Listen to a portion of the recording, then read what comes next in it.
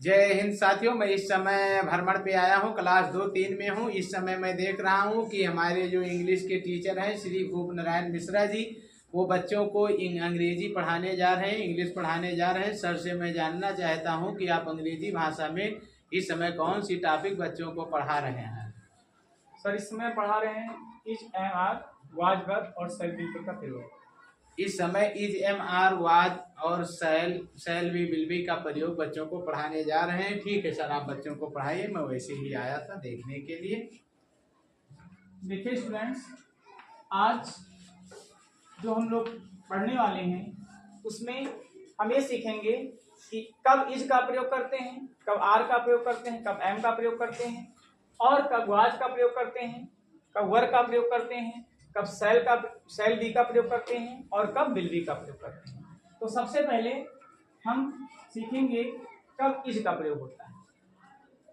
Is और M और are, ये तीन जो वर्ड हैं ये लिंकिंग वर्ब भी हैं और हेल्पिंग वर्ब भी हैं। लेकिन इस समय आज हम लिंकिंग वर्ब के दृष्टि से इसका अध्ययन करेंगे, क्योंकि यही is am are helping verb का भी कार्य करता है। आज हम उसका अध्ययन नहीं करेंगे। इसमें सिंपल प्रेजेंट होता है, इसमें कोई ऐसा सेंटेंस आज हम बनाएंगे जिसमें कोई कार्य नहीं होगा, यानी बहुत सिंपल रहेगा, उसमें कोई काम नहीं होगा। जैसे यह एक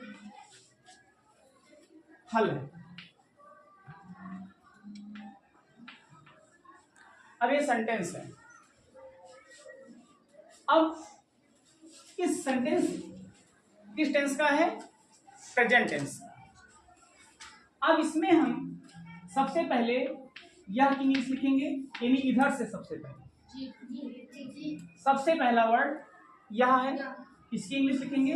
उसके बाद में उधर से यानी लास्ट से जो इधर का सेंटेंस है इसकी इंग्लिश लिखेंगे। ये बहुत आसानी ट्रिक से हम हिंदी भाषा को अंग्रेजी में चेंज कर सकते हैं। अब है की इंग्लिश यहाँ पे होगा इज, उसके बाद में एक की इंग्लिश लिखेंगे, उसके बाद में फल की इंग्लिश लिखेंगे। इस प्रकार से इज का प्रयोग वहां करते हैं जहां पे सब्जेक्ट सिंगुलर होता है। This is a truth. अब अगर इसी सेंटेंस को हम पास्ट में ले जाएं, पास्ट में बोलें, तो इसको हम कहेंगे यह एक फल था, यह एक फल था, यह एक फल था। अब उसके बाद में अब अगर इसको हम इंग्लिश भाषा में चेंज करें तो वही कोड इसमें भी लगाएंगे। सबसे पहले यह की इंग्लिश लिखेंगे दिस, और उसके बाद में उधर से था की, यानी इसमें हम सीखेंगे दो लिंकिंग वर्ब हैं, वाज और वर। अब ये देखना है आपको कि कब वाज का प्रयोग होगा, कब वर का प्रयोग होगा। तो सबसे पहले हम ये देखेंगे जो था, यानी हम इसकी इंग्लिश लिखेंगे वाज। उसके बाद में एक की इंग्लिश लिखेंगे ए, और फिर फल की इंग्लिश लिखेंगे ट्रू। हम एक ही वाक्य को अलग अलग टेंस में परिवर्तन करके सीखेंगे। प्रेजेंट, सिंपल प्रेजेंट में यह एक फल है, उसी को सिंपल पास्ट में यह एक फल था, और अगर इसी को हम फ्यूचर में कहें तो कहेंगे यह एक फल होगा। इसको मैं इसके नीचे लिख देता हूं, यहाँ पे फ्यूचर का कॉलम बना लेते हैं।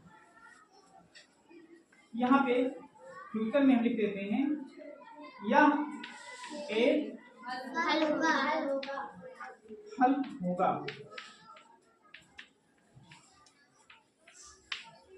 अब वही कोड, वही तरीका इसमें भी लगाएंगे इंग्लिश में चेंज करने के लिए।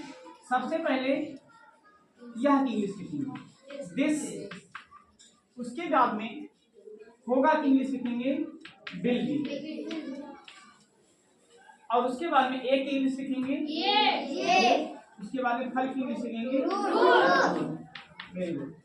अब देखिए आप देख रहे होंगे इसमें 3 वाक्य हैं और जबकि थोड़ा थोड़ा मिल भी रहे हैं। पहला सेंटेंस, दूसरा सेंटेंस और ये तीसरा सेंटेंस। पहले सेंटेंस में आप देख रहे हैं यह एक फल है, ये प्रेजेंट टेंस है। दूसरा सेंटेंस आप देख रहे हैं यह एक फल था, ये पास्ट टेंस है। तीसरा सेंटेंस आप देख रहे हैं यह एक फल होगा, ये फ्यूचर टेंस है। इस प्रकार से एक ही सेंटेंस 3 टेंस में कैसे रन करता है, कैसे जा करके और चेंज होता रहता है, ये आपने सीखा। अब इसके बाद में देखेंगे एम का प्रयोग कैसे होता है। एम का प्रयोग, एम की हिंदी होती है हूं, किसकी हिंदी क्या होती है और एम की क्या होती है और आर की हिंदी भाषा होती है हो या है। यानी कि इस प्रकार से जहां शब्द होंगे वहां पे इसकी इंग्लिश लिखा जाएगा। और वहीं पर वाज जो है, वाज की हिंदी होती है था और थी। थी ये फेमिनिन जेंडर का सूचक है और वर की हिंदी होती है थे और थी। और जो फ्यूचर का था यहाँ पे लिख देते हैं शैल बी और विल बी। इन दोनों की हिंदी होती है गा, गी और गे के संबंध में, यानी होगा, होगी और होंगे। होगा यानी मात्रा चेंज कर सकते हैं, होगी और होंगे। इस प्रकार से आप देख रहे हैं सभी लिंकिंग वर्ब की हिंदी कैसे है और इसी हिंदी के सहारे से, हिंदी के जो है हेल्प से हम अनुवाद इंग्लिश में चेंज कर सकते हैं। अब देखिए दूसरा वाक्य में हम एम का प्रयोग सीखेंगे। जैसे एक सेंटेंस है, मैं भारतीय हूं।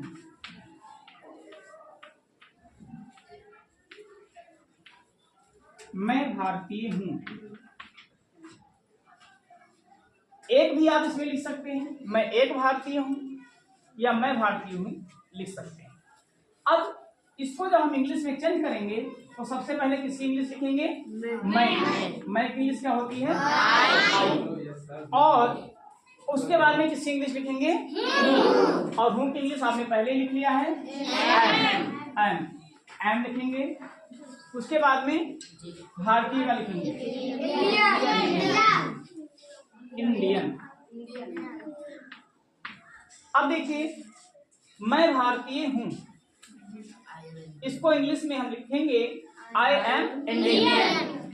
यहाँ पे एम का प्रयोग किया गया है, यहाँ पर इज का प्रयोग किया गया है, ये दोनों प्रेजेंट में ही आते हैं।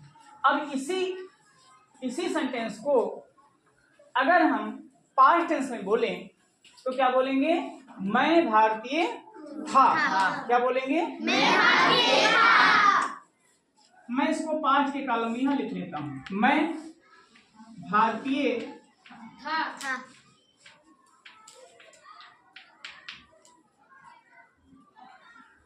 सेम जैसे हमने इसके पहले बनाया था, सबसे पहले शब्द की हिंदी लिखते हैं आई, उसके बाद में बाद शब्द की वाज, उसके बाद में इस प्रकार से आप देखें कि मैं भारतीय हूं, आई एम इंडियन, मैं भारतीय था, आई वाज इंडियन। अगर इसी सेंटेंस को हम फ्यूचर में ले जाएंगे तो क्या लिखेंगे? मैं भारतीय होगा, आई एम, मैं भारतीय होऊंगा।